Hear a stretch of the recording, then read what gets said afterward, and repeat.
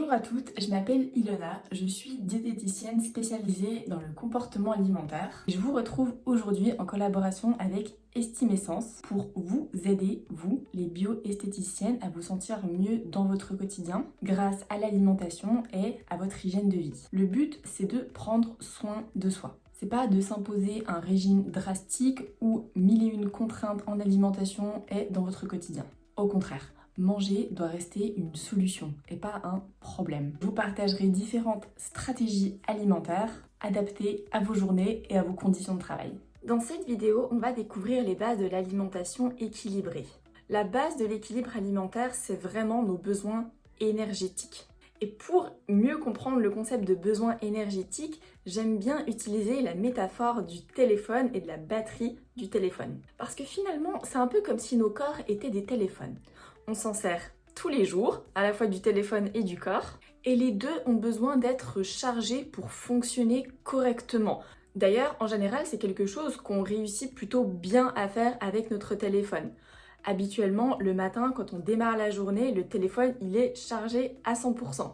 Et au fil de la matinée, au fil de la journée, le téléphone, il va se décharger petit à petit, de manière plus ou moins rapide en fonction de notre niveau d'utilisation du téléphone. Et il se peut, par exemple, que à 13h, 14h, la batterie du téléphone soit quand même pas mal déchargée. Et l'attitude adaptée face à une batterie de téléphone qui est déchargée, c'est de recharger le téléphone, de remettre de la batterie. Et cette nouvelle batterie va ensuite apporter de l'autonomie pour les prochaines heures. Les repas sont pour votre corps exactement comme l'électricité est une charge pour votre téléphone. Les repas, via les aliments, apportent l'énergie nécessaire au corps pour remplir toutes ses fonctions et pour être à l'autonomie entre deux prises alimentaires. Cette charge que vous allez apporter au corps, elle va vous permettre à la fois de bouger, d'être en mouvement, de faire vos activités du quotidien, d'être concentré, mais elle va aussi permettre à votre corps de maintenir des fonctions que vous ne voyez même pas, dont vous n'avez peut-être même pas conscience qu'elles se produisent tout le temps.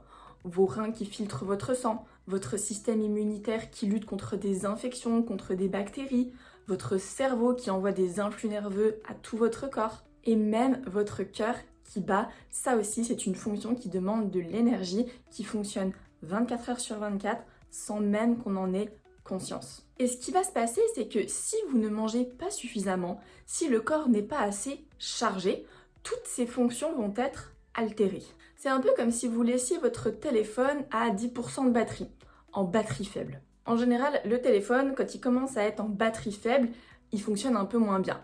On peut encore l'utiliser, mais toutes les fonctionnalités sont un peu plus compliquées, un peu plus lentes, un peu plus laborieuses. En plus, on risque d'avoir assez souvent le message d'alerte qui nous demande de charger le téléphone. Et bien le corps, c'est pareil. Quand il n'a pas assez d'énergie, quand il n'a pas été assez chargé, il va fonctionner nettement moins bien. On va le ressentir, tout va être un peu plus compliqué. On va être fatigué, on va avoir de la difficulté à se concentrer, on va très souvent penser à la nourriture d'ailleurs, et souvent de la nourriture réconfortante, assez riche en sucre et riche en gras. Ça affecte aussi immédiatement notre humeur. On va avoir une humeur assez maussade, on va devenir un peu irritable, on va manquer de motivation et d'entrain pour pas mal de choses. Tout ça, ce sont des signaux qui peuvent indiquer que notre corps commence à tomber en batterie faible. Et finalement, il y a un autre parallèle qu'on peut faire avec le téléphone, c'est que le téléphone, quand on le charge à 50%, il va tenir moins longtemps que s'il est chargé à 90%. Et c'est pareil avec le corps. Si on charge un peu avec le repas, on va tenir moins longtemps que si on a un repas complet qui nous permet de recharger jusqu'à 95-100%. Un repas va charger notre corps pour une certaine durée durant laquelle on va être en autonomie, c'est ce qu'on appelle la satiété. Donc finalement, la manière dont vous allez charger vos repas va dépendre à la fois de la durée pendant laquelle vous voulez être en autonomie, à satiété, et aussi de là où vous partez. Forcément, on va peut-être pas avoir le même repas si on part de 10% de batterie que si on part de 60% de batterie. On va peut-être pas avoir le même repas si on sait qu'on doit tenir 6 heures, plutôt que si on sait qu'on doit tenir 2 heures avant la prochaine occasion de charger, c'est-à-dire le prochain repas. Et cette énergie, on la retrouve avec les calories. Les calories, elles ne sont ni bonnes ni mauvaises. C'est juste qu'on en a besoin pour fonctionner. Si on n'a pas assez de calories, le corps, il va aller puiser dans ses réserves. Et si on a trop de calories, le corps, il va les mettre de côté. C'est exactement comme l'argent finalement, on fonctionne à peu près pareil.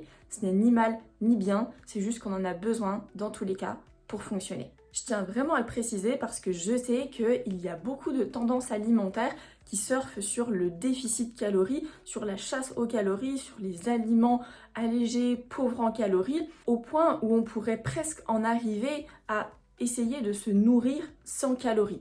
C'est comme si on essayait de dormir sans se reposer. Ça ne fonctionne pas.